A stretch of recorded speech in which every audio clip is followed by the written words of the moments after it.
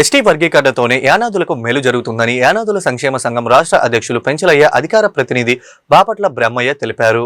గుంటూరులో జరిగిన యానాదుల సంక్షేమ సంఘం రాష్ట్ర కార్యవర్గ సమావేశంలో వారు మాట్లాడారు. రాష్ట్ర ప్రభుత్వాలు ఎస్సీ ఎస్టీ వర్గీకరణ చేసుకోవచ్చు అన్న సుప్రీంకోర్టు సూచనలకు అనుగుణంగా రాష్ట్రంలో ఎస్టీ వర్గీకరణలు చేపట్టాలని డిమాండ్ చేశారు. 10 లక్షల జనాభా ఉన్న యానాదులు ప్రత్యేక కార్పొరేషన్ ఏర్పాటు చేయాలని ప్రభుత్వాన్ని కోరారు.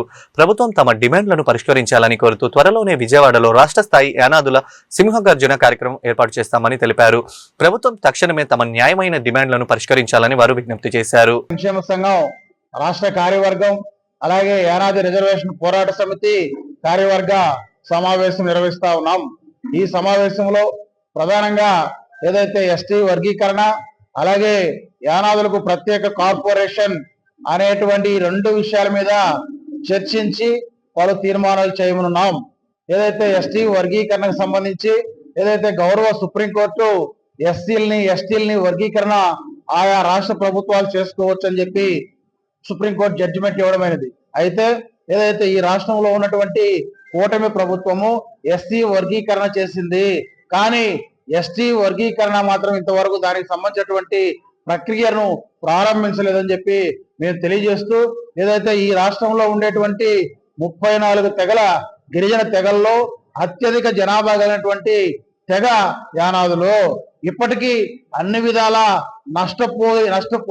నష్టపోతున్న తెగ యానాది తెగ. కాబట్టి ఏదైతే యానాదులకు ఎస్టీ వర్గీకరణ ద్వారానే న్యాయం జరుగుతుంది, యానాదుల జీవితాల్లో వెలుగులు రావాలంటే ఎస్టీ వర్గీకరణ మాత్రమే సంజీవని అనేటువంటి ఉద్దేశంతో మేము రాష్ట్ర ప్రభుత్వాన్ని ఎస్టీ వర్గీకరణకు డిమాండ్ చేస్తూ త్వరలో విజయవాడలో ఎస్టీ వర్గీకరణ కోసం యానాది గర్జన సభను నిర్వహించబోతా ఉన్నామని చెప్పి తెలియజేస్తా ఉన్నాం.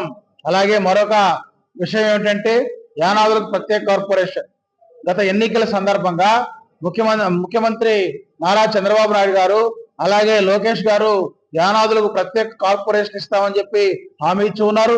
ఈ ప్రభుత్వం అధికారంలోకి వచ్చి 14 నెలలు దాటినా ఆ దిశగా ఎలాంటి చర్యలు లేవు. ఏదైతే 2 రోజుల క్రితం పలు కుల కార్పొరేషన్లకు చైర్మన్లను డైరెక్టర్లు నియమించారు. ఆ సందర్భంగా యానాదులకు కూడా ప్రత్యేక కార్పొరేషన్ ఇస్తామని చెప్పి ఈ రాష్ట్రంలో ఉండేటువంటి 10 లక్షల మంది యానాదులందరూ కూడా ఆశగా ఎదురు చూశారు. కానీ ప్రభుత్వం ఆ దిశగా చర్యలు తీసుకోలేదు. అందుకని ఈ 2 విషయాల మీద మేము ప్రభుత్వాన్ని ప్రశ్నిస్తా ఉన్నాం. ఒకటి, ఎస్టీ వర్గీకరణ చేయమంటున్నాం. అలాగే గత ఎన్నికల సందర్భంగా మీరు ఇచ్చినటువంటి హామీ మేరకు యానాదులకు ప్రత్యేక కార్పొరేషన్ ఇవ్వాలని చెప్పి కోరుతా ఉన్నాం.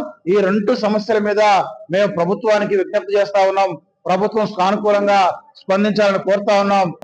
నా పేరు బాపట్ల బ్రహ్మయ్య. నేను యానాదుల సంక్షేమ సంఘం రాష్ట్ర అధికార ప్రతినిధిగా పనిచేస్తున్నాను. ఈరోజు ఏదైతే ఈ రాష్ట్ర కార్యవర్గ సమావేశంలో చర్చలు జరగటం అయినదో, ఈ రాష్ట్రంలో ఉన్నటువంటి 10 లక్షల పైసలకు యానాదులు ఉన్నారు. మా యానాదుల యొక్క కళ, మా యానాదుల యొక్క ఆశ, మా యానాదుల యొక్క గోల్, యానాదుల యొక్క ప్రత్యేక కార్పొరేషన్ మేము గత 20 సంవత్సరాల నుంచి అన్ని కుల సంఘాలు కూడా యానాది ప్రత్యేక కార్పొరేషన్ కోరుతున్నాము. అయినా కానీ ఇప్పటికి కూడా కూటమి ప్రభుత్వం నిమ్మకు నీరెత్తినట్టుంది. కానీ యానాదుల యొక్క కార్పొరేషన్ మొన్న కూడా ప్రకటించినటువంటి కార్పొరేషన్ లో ప్రవర్తించకపోవడం మా యొక్క భంగపాటు అనే కూడా విషయంగా క్లుప్తంగా తెలియజేస్తున్నాం. ఇంకొకటి, యానాదులకు ఎస్టీ వర్గీకరణ అవసరం.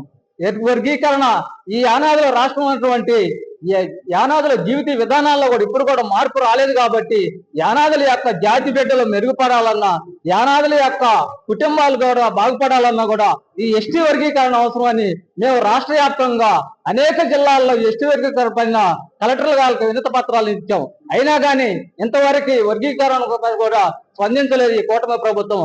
అయ్యా, మేము ఒకటే అడుగుతున్నాము, ఈ రాష్ట్రంలో మా యానాదులు ఇప్పుడు కూడా స్వాతంత్రం వచ్చి 79 సంవత్సరాలు గడుస్తా ఉంది. ఈ సంవత్సరం కూడా ఇంకా యానాదుల యొక్క జీవితాల్లో మార్పులు రాలేదు. కాబట్టి మేము అందరం కూడా రాష్ట్ర వ్యాప్తంగా అన్ని కుల సంఘాలు ఒకటే డిమాండ్ చేస్తున్నాం. యానాదులకు ప్రత్యేక కార్పొరేషన్, యానాదులకు ఎస్టీ వర్గీకరణ చేసి ఈ యొక్క యానాదులు ఆదుకోవాలని కూడా మీ అందరికీ కూడా గర్వంగా సగర్వంగా సెలవు తీసుకుంటున్నాను.